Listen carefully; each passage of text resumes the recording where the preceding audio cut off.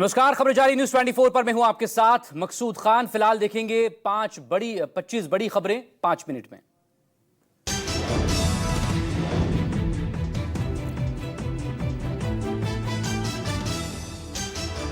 राहुल गांधी ने एक्स पर पोस्ट किया, कहा पिछले 1 साल में 2 व्हीलर की बिक्री 17% और कार की बिक्री 8.6% घट गई। वहीं मोबाइल मार्केट 7% गिरा। दूसरी तरफ खर्च और कर्ज दोनों लगातार बढ़ रहे हैं।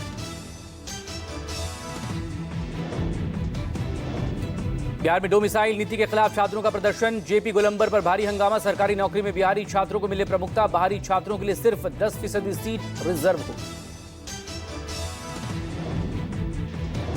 तेजस्वी यादव ने नीतीश कुमार को लेटर लिखा।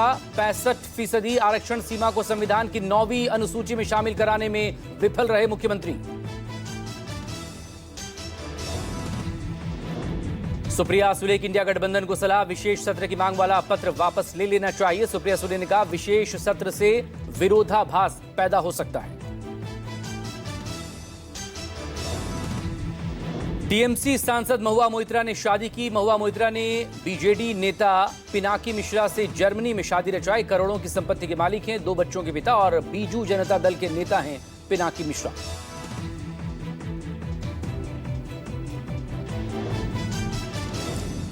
जाति जनगणना को लेकर बोले पी चिदंबरम, कहा राष्ट्रव्यापी जनगणना 2021 में होनी चाहिए थी। कोविड की वजह से जनगणना स्थगित की गई। 2024 में चुनाव के फौरन बाद हो सकती थी जनगणना।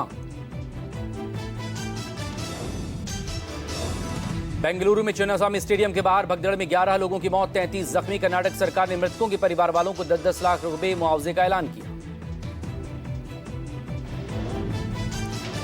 भगदड़ की घटना पर सियासत गर्म। सीएम सिद्धारमैया ने महाकुंभ मेले में मची भगदड़ से इसकी तुलना की। बीजेपी सांसद प्रहलाद जोशी बोले घटना में उचित व्यवस्था और भीड़ प्रबंधन की कमी की वजह से यह हादसा हुआ। कर्नाटक हाईकोर्ट ने भगदड़ मामले को स्वतः संज्ञान में लिया। मामले को लेकर कोर्ट में सुनवाई हुई। 10 जून को अगली सुनवाई होगी। दुर्घटना में 11 लोगों की मौत हुई। राज्य सरकार ने 15 दिन में मजिस्ट्रियल जांच के आदेश दिए। बेंगलुरु भगदड़ पर कर्नाटक के गृह मंत्री डॉक्टर जी परमेश्वर ने कहा मुख्यमंत्री ने मजिस्ट्रियल जांच के आदेश दिए हैं। जांच की रिपोर्ट सरकार को आने दीजिए और अगर कोई चूक हुई है तो इस पर कार्रवाई भी होगी।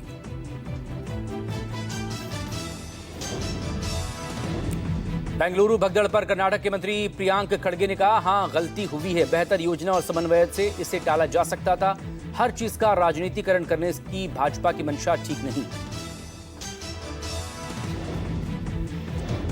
संसद का मानसून सत्र 21 जुलाई से 12 अगस्त तक चलेगा। तारीख की घोषणा के बाद मानसून सत्र को लेकर सियासत गरमाई। कांग्रेस नेता जयराम रमेश ने कहा सवालों से भाग रही है सरकार। संसदीय कार्य मंत्री किरण रिजिजू ने कहा सरकार नियमों के तहत सत्र में किसी भी विषय पर चर्चा को तैयार। ऑपरेशन सिंदूर से लेकर जस्टिस वर्मा के खिलाफ महाभियोग पर चर्चा को तैयार है सरकार। राहुल गांधी के सरेंडर वाले बयान पर अनुराग ठाकुर का हमला। कहा कुछ लोग ऐसे भी हैं जो भारत में रहकर पाक की भाषा बोलते हैं, देश में पाकिस्तानी एजेंडा और प्रोपेगेंडा फैलाते हैं।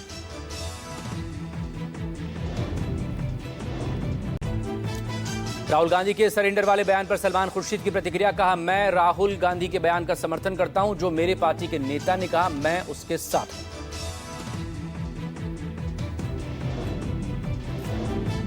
बीएसपी अध्यक्ष मायावती का बड़ा बयान। कहा बीएसपी एकमात्र पार्टी जो बाबा साहब के विचारों पर चलती है और दलितों उपेक्षित वर्गों के कल्याण के लिए काम करती है।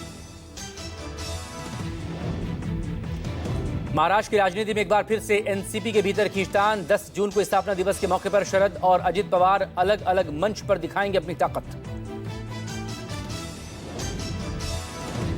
विश्व पर्यावरण दिवस पर पीएम मोदी ने दिल्ली सरकार की सतत परिवहन पहल के तहत 200 इलेक्ट्रिक बसों को हरी झंडी दिखाई। साथ ही एक पेड़ मां के नाम पहल के तहत पौधा भी लगाया।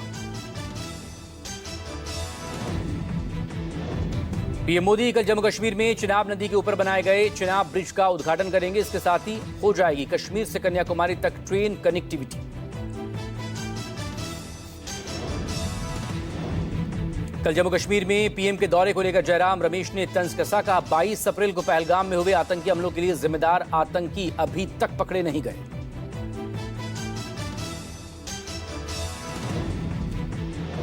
लखनऊ में सीएम योगी ने पौधारोपण किया। कहा, पूरी दुनिया पर्यावरण के कठिन चुनौतियों से जूझ रही है। ये चुनौती मनुष्य द्वारा निर्मित है और इसके समाधान का मार्ग भी मनुष्य को ही उठाना पड़ेगा।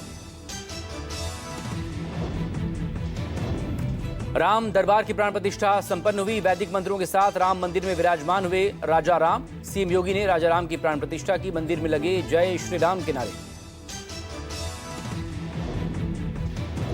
पूरे विधि विधान के साथ खास अभिजीत मुहूर्त में राम दरबार की प्राण प्रतिष्ठा हुई।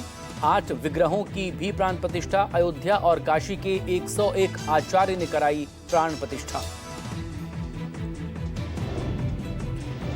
यूपी के संभल के सराय तरीन में अवैध प्लॉटिंग और अतिक्रमण के खिलाफ अभियान। अवैध अतिक्रमण पर चला प्रशासन का बुलडोजर।